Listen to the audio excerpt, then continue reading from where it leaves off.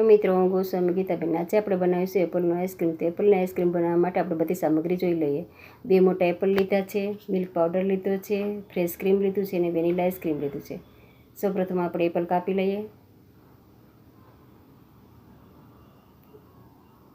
Apple કાપીને આપણે બધો પલ્પ વચ્ચેથી કાઢી લેવાનો છે.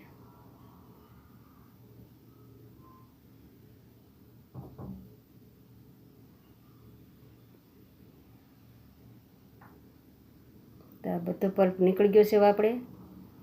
હવે આપણે એને મિક્સી જારમાં ગ્રાઇન્ડ કરી લઈએ.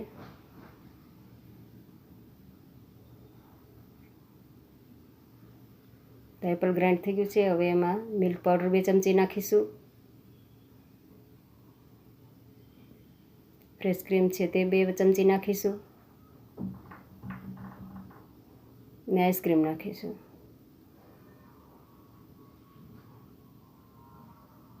ફરી પાછું ગ્રાઇન્ડ કરી લઈશું એને.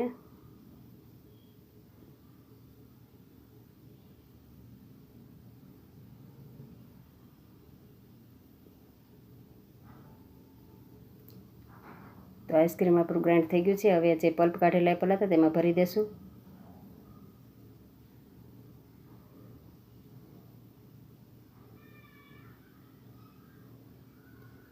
એની ઉપરથી ડ્રાયફ્રૂટ નાખી દઈશું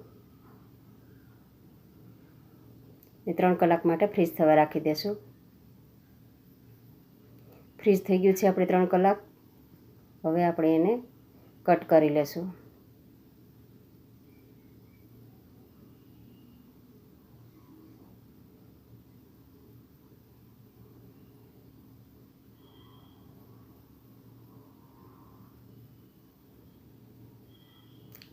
હવે આપણે ઉપરથી ડ્રાયફ્રૂટ છાંટી દઈશું.